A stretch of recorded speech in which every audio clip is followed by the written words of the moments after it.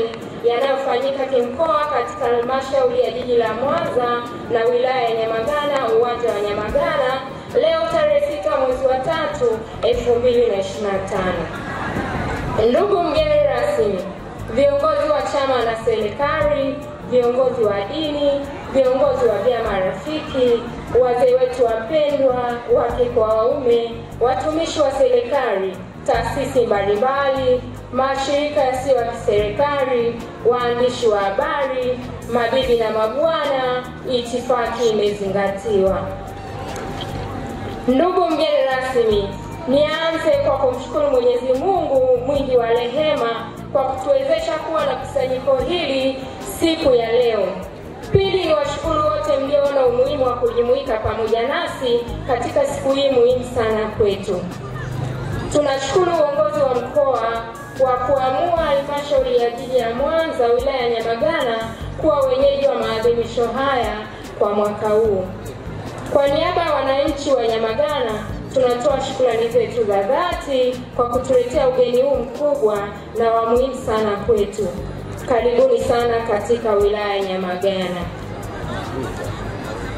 Ndugu mgeni rasmi, maadhimisho ya siku ya wanawake duniani hufanyika kila mwaka tarehe 8 Machi duniani kote.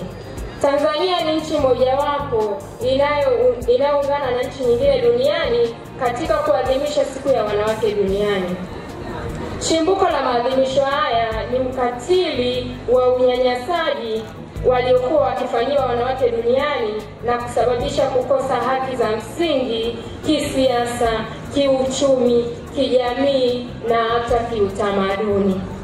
Ukatili huu ulitokana na jamii kukumbatia mila na desturi zinazothamini zaidi mfumo dume uliokuwa umejikita katika kuwakandamiza wanawake na kuwafanya washindwe kutimiza wajibu wao katika masuala ya msingi.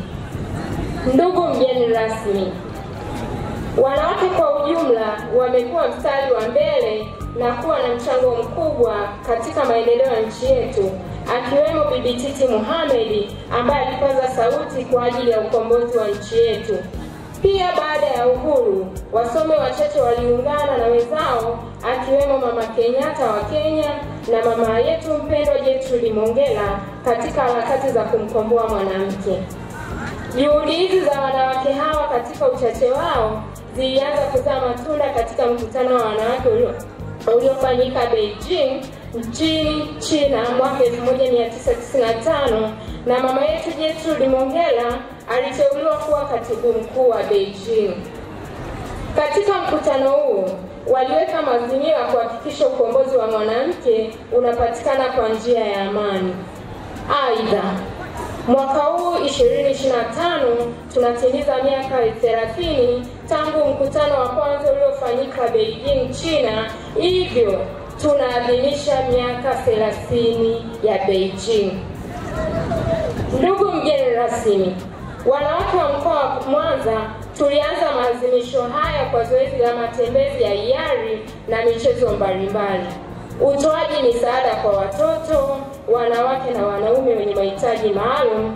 Aidha, elimu ya kupinga ukatili kwa wanawake na watoto pamoja na kusikiliza kero na malalamiko ya wananchi ili kuhakikisha haki na usawa vinapatikana kwa wananchi. Kauli mbiu ya maadhimisho ya siku ya wanawake duniani mwaka huu 2025 inasema: wanawake na wasichana 2025, tuimarishe haki, usawa na uwezeshaji. Kauli mbiu hii inalenga kuhamasisha jamii kukuza usawa, haki na uwezeshaji wa wanawake, wasichana na wanaume kuelekea uchaguzi mkuu wa mwaka 2025. Ndugu mgeni rasmi, kwa mujibu wa sensa ya watu na makazi ya mwaka 2022, wanawake ni takribani milioni 31,687,990 na wanaume ni milioni 30,53,130. Hivyo wanawake kuwa wengi zaidi ya wanaume kwa milioni 1,634,860. ambapo ni kundi kubwa ambalo likishirikishwa vizuri ni chachu nzuri katika maendeleo ya uchumi na maendeleo ya taifa kwa ujumla. Ndugu mgeni rasmi, tunamshukuru sana Mheshimiwa Rais wa Jamhuri ya Muungano wa Tanzania kuboresha huduma za afya hususan kwa wanawake na watoto. Vituo vya afya vimeongezeka, huduma zinapatikana, ingawa bado kuna changamoto kidogo kwenye upungufu wa wataalamu wa afya, wako wachache kuliko uhitaji, hasa maeneo ya visiwa katika mkoa wa Mwanza. Aidha, tunaendelea kuomba urahisi wa upatikanaji wa nishati safi ya kupikia kwa maeneo ya pembezoni mwa miji, pia vijijini, na bei ya kununua nishati hiyo iwe rafiki, kwani bei bado iko juu, hivyo wanawake hushindwa kumudu kununua mara inapoisha. Ndugu mgeni rasmi, zipo changamoto mbalimbali zinazowakabili watoto wa kike zinazohitaji jitihada za maksudi kutoka kwa wadau mbalimbali ili kupata utatuzi wake. Nazo ni pamoja na ukosefu wa mabweni au hosteli za kutosha ikilinganishwa na mahitaji yaliyopo kutokana na idadi ya wasichana waliopo shuleni kwa kila wilaya kwenye shule za sekondari. Uwepo wa hosteli za kutosha kwenye kila wilaya kutasaidia sana watoto wa kike wakae maeneo salama, mazingira mazuri ya kujifunzia, kutawawezesha kuepuka vishawishi wanavyovipata wanapoenda shule na kurudi nyumbani. Ndugu mgeni rasmi, serikali ya Jamhuri ya Muungano wa Tanzania kupitia vikao vya Bunge ilianzisha mfuko wa maendeleo ya wanawake kwa ajili ya kuwajengea uwezo na kuendeleza shughuli za kiuchumi kwa lengo la kuinua wanawake kiuchumi kupitia vikundi vya uzalishaji mali. Aidha, tunashukuru sana serikali ya awamu ya 6 kwani mikopo ya 10% inayotokana na mapato ya ndani ya halmashauri zetu imeanza kutolewa baada ya kuwa ilisitishwa kwa muda ili kuboreshwa. Lakini bado kumekuwa na changamoto kwetu wanawake katika kujengewa uelewa, upatikanaji na utolewaji wa mikopo hiyo pamoja na masharti kuwa magumu. Hivyo tunaomba serikali iongeze masharti na yawe nafuu, ilegeze masharti na yawe nafuu.